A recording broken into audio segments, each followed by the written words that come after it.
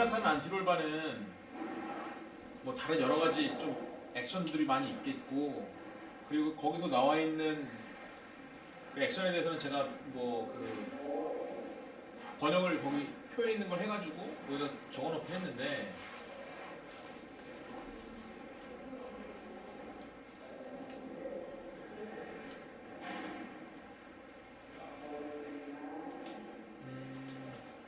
기본적인 느낌은 그거예요.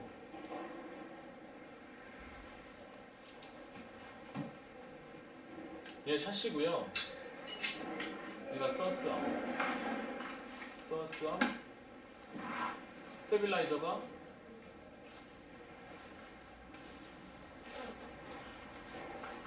서스암에 닿죠. 연결이 돼요. 이게 스테빌라이저고 서스암이에요. 샷시고 차가 이렇게 기울었어요. 이렇게 기울었으면 얘가 이렇게 컴프레스 되죠. 이쪽이 눌리니까 서스암이 들리잖아요. 그러면 얘가 들리니까 바로 연결된 스테빌라이저도 들려요. 이렇게. 그럼 이게 연결되어 있어서 얘도 들리게 되거든요. 그러면 여기 있는 서스암도 들리는 게 역할이에요. 기본적인 개념이에요. 연결되는 거예요. 연결되는 거. 이게 스테빌라이저인데 왜 이게 스테빌라이저냐고? 왜 이게 스테빌라이저냐? 어떻게 이게 롤을 막아주냐? 너무 복잡하게 생각할 거 없고요. 그냥 내가 차가 이렇게 롤을 했을 때 얘가 들리면 이쪽 바퀴는 얘는 컴프레스 돼가지고 샷시고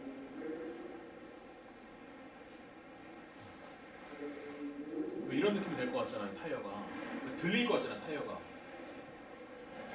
이렇게 들리는 놈을 얘가 들리니까 얘를 들리게 해가지고 얘가 들리고 얘가 들리면 차 공중에 떠 있진 않잖아요. 들리려고 그러는 게 내려와요. 그러니까 얘도 같이 리프팅을 시켜줘가지고 타이어를 리프팅을 시켜서 샤시가 땅에 가깝게 붙게 만드는 거예요. 그거 그렇게 해서 좀 스테빌하게 만든다는 거예요. 롤을 더 많이 해서 차가 롤링해서 넘어가지 않게 만드는 게 스테빌라이저예요. 그렇게 생각하시면 돼요. 그러니까 얘가 이렇게 양손을 이제 서스함이랑 스테빌라이저 생각하고 얘가 이렇게 넘어가는 걸 같이 들어 올려서 차가 하늘로 들리는 게 아니라 얘가 들리게 얘를 따라 들게 만들어서 차를 가라앉히는 거죠. 이렇게 가라앉힌다고 보시면 돼요. 이거 가지고 차가 이렇게 같이 들려버리진 않으니까. 그렇게 해서 내가 스테빌하게 만든다라고 생각하시면 돼요. 스테빌라이저는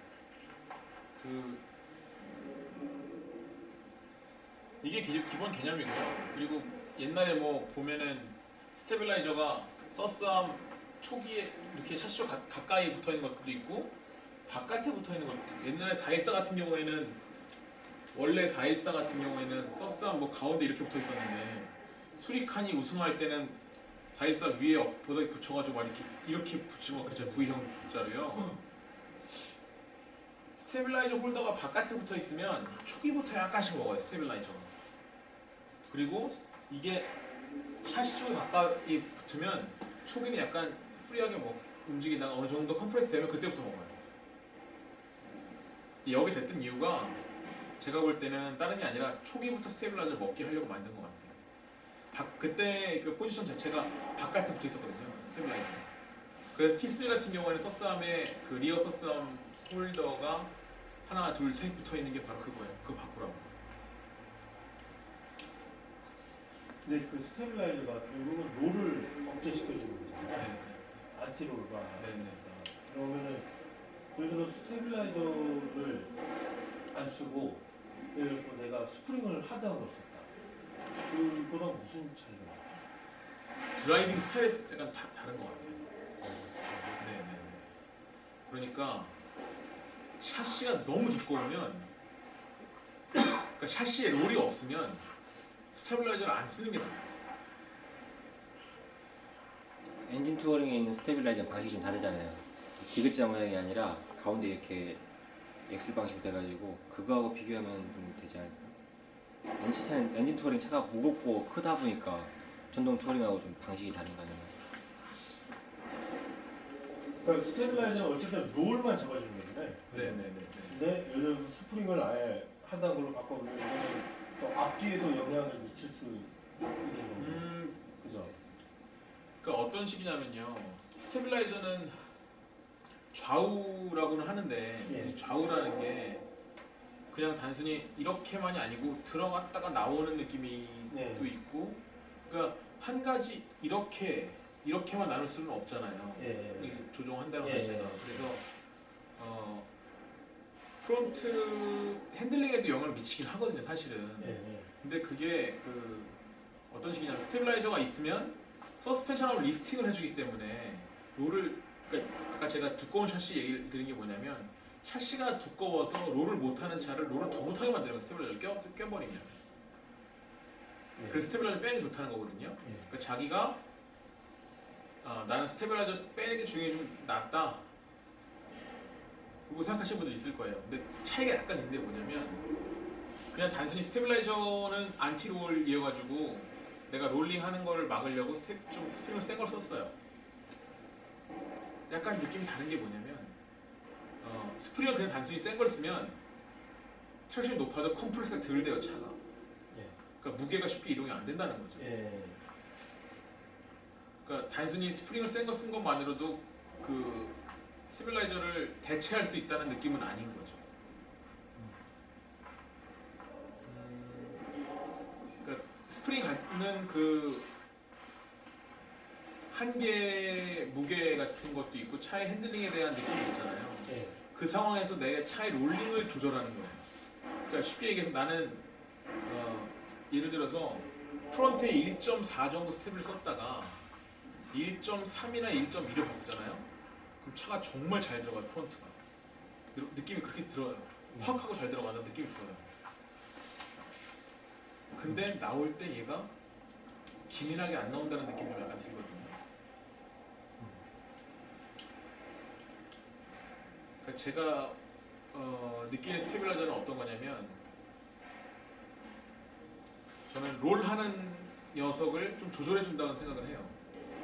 롤의 양. 롤의 양은 사실은 이제 뭐 스프링이랑 오일 뭐 이런 걸 조절을 하는데 스테빌라이저는 그 약간 보조기구로 쓰는데 스테빌라이저를 저는 약하게 쓸 때는 차를 좀 롤하게 만들 때 코너에서 얘가 좀 너무 빨리 들어오는 것 같아. 그러니까 스테빌라이저가 세면, 그러니까 쉽게 얘기해서 스테빌라이저가 세면 얘가 컴프레스 되는 상황에서 얘를 너무 쉽게 리프팅을 시켜요.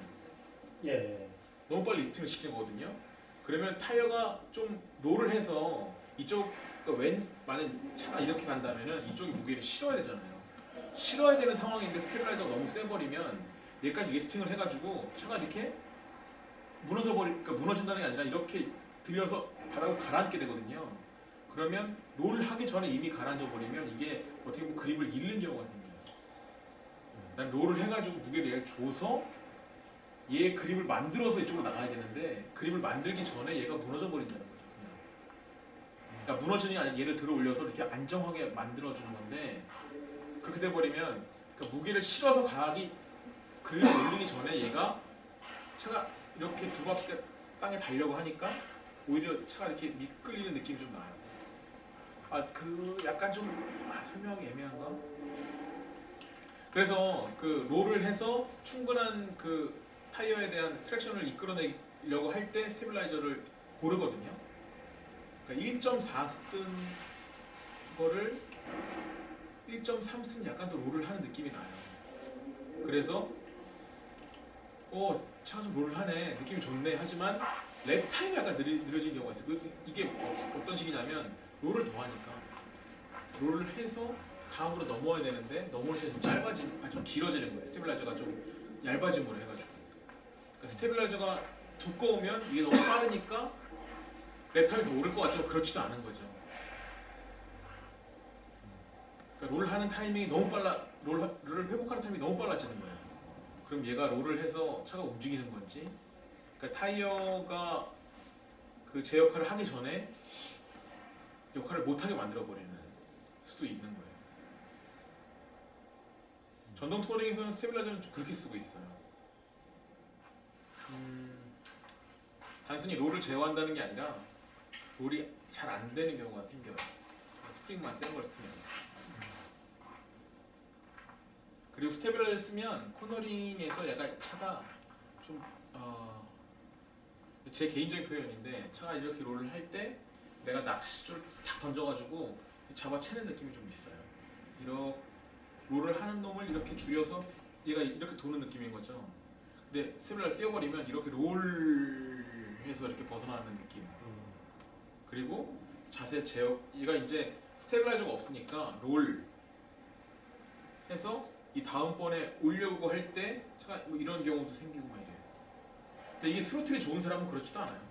스로틀이 좋은 사람들은 자기가 원하는 타겟 스로틀이 있고 타겟 브레이킹 지점이 다 있기 때문에 스테빌라이저 없어도 잘 굴려요. 근데 처음 하시는 분들 만약에 RC 아레나에서 이런 소렉스 타이어나 H 타이어, EXP 타이어를 쓰시는 분들은 가급적이면 스테빌라이저 쓰시는 걸 권해드리기도 하죠. 김웅천 선수는 예전 TF6 있잖아요. 제가 TF6를 봤는데 이 완전 두껍더라고요. 샤시가. 샤시로 없어요.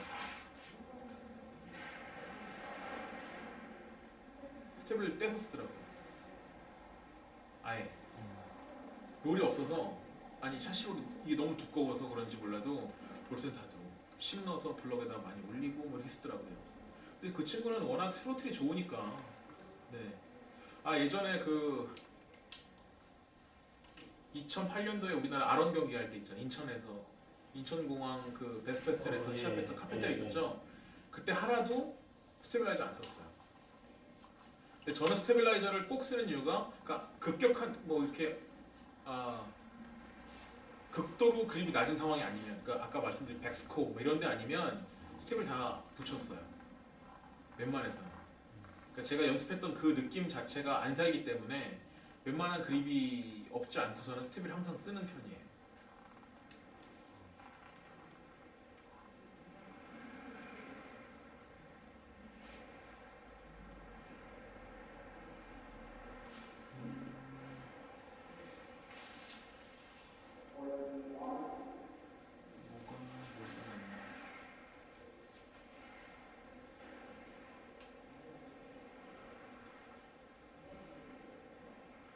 네, 맞아.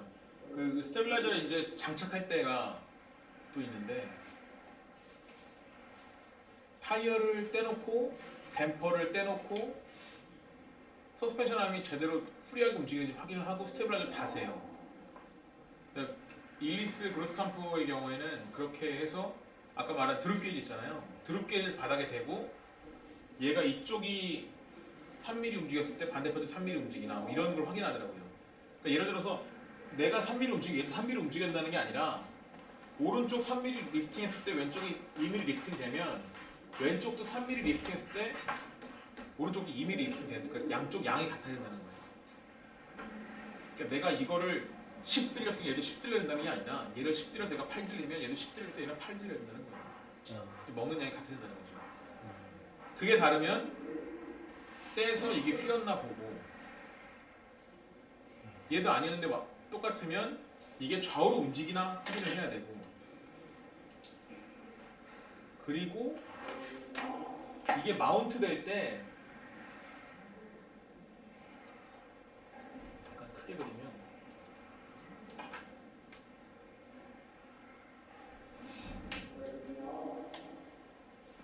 이게 스테빌라이저가 통과하는 곳이고요. 그 그룹 스크류 그 번딩 라사라고 하는 게, 얘를 이 스테빌라이저를 움직이지 않게 하려고 번딩 라사 이렇게 박혀요. 네. 박히는데 이게 이제 뭐 이렇게 박히냐 아니면 이렇게 박히냐에 따라서 이 철사가 이렇게 올라가고 내려가고 하잖아요. 근데 왼쪽은 이렇게 박히고 오른쪽은 이렇게 박히면 약간 휘죠. 이거에 따라 약간 달라져요. 또 스테빌라이저가. 그래서 이거는 조심하셔야 돼요. 근데 예전 차들 보면 이 스테빌라이저 이 철사에 이 번데기 박는 게 없었거든요. 예전 저때.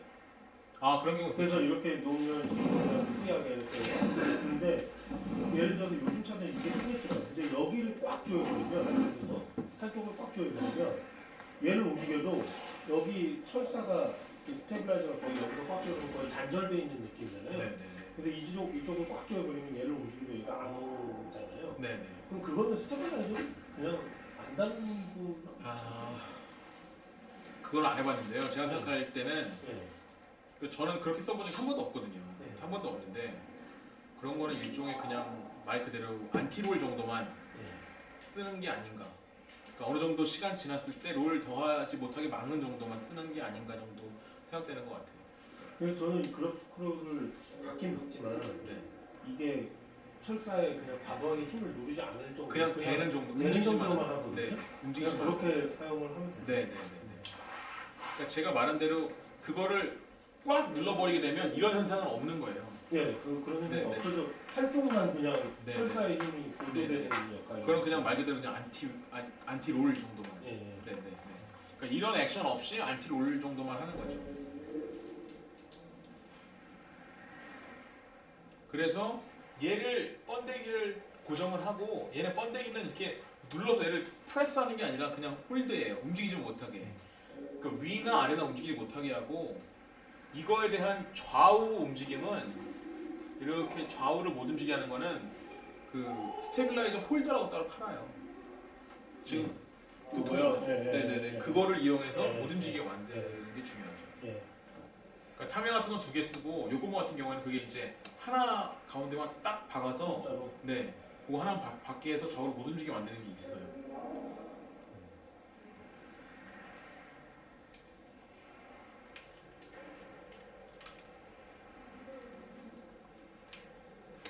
그러니까 스테빌라이저가 코너링 시에 좀 안정감을 증가하게 하고 코너 스피드를 좀 빠르게, 그러니까 롤을 억제해서 말씀드린 대로 제가 이제 말씀드린 것처럼 코너링 할 때 스테빌라이저가 있으면 내가 낚시줄을 확 던져가지고 가운데를 중심으로 얘를 확 낚아채는 느낌이 좀 나는 거거든요. 스테빌라이저가 있으면 그러니까 롤을 하려는 걸 좀 막는 거기 때문에 그런 거면 좀 더 이제 스테빌라이저를 두껍고 센 걸 쓰면 되지 않냐라고 하지만 그렇지만은 않다는 거. 이런 액션 때문에. 예.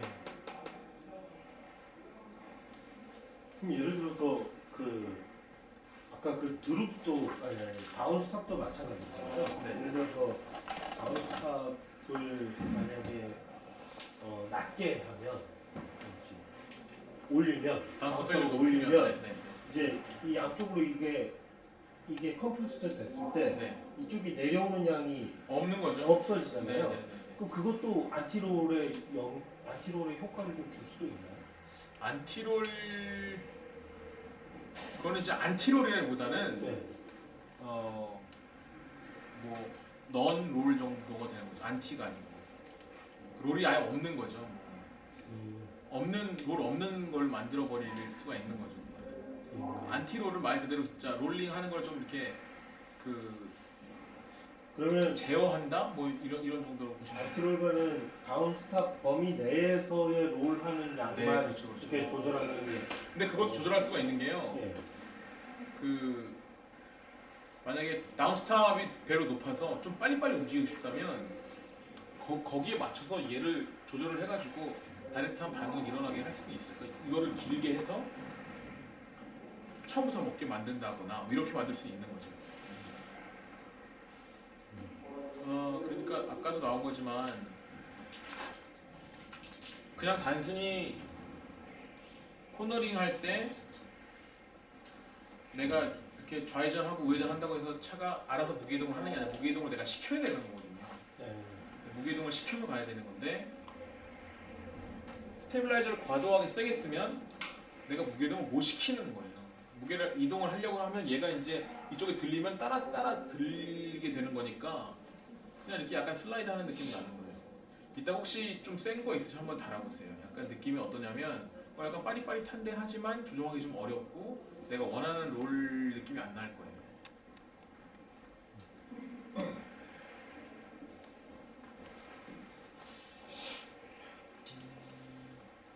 그리고 그 스테빌라이저에 대한 역할 뭐 이런 거는 거기 나와 있는 그 표의 내용들은 제가 뭐 번역을 해서 올려놨는데 제가 지금 한 거랑 뭐 비슷해요. 네.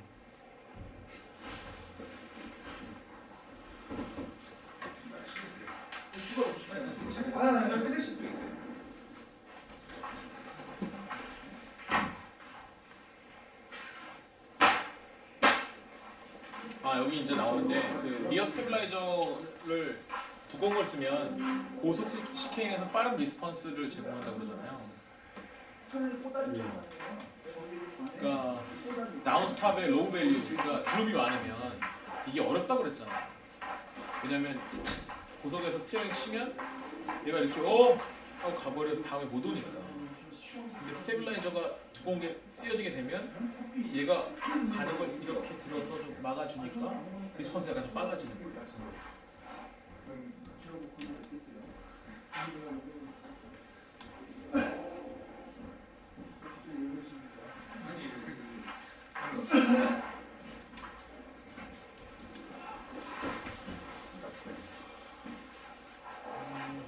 궁금하신 거? 오우, 2시간이네, 2시간. 방송 다 해주니까 그만 보더라고요. 제가 어쩌다 보니까 좀 이렇게 초보 스쿨로 계속 가야 되는데 초보가 아니고 제가 뭐 항상 시합에 뛰는 뭐 이런 얘기를 좀 하게 되는데요. 그래서 잠깐 길어지는데 나 경기장 아니에요. 뭐 그거는 이제 궁금하시면 언제든지 물어보셔도 되고요. 4시 9시로 좀 9시 오늘 해보니까 너무 깊이 들어갈 필요도 없을 것 같다는 생각이 들긴 하는데 뭐 오늘 일단 여기까지. 네. 고생 많았.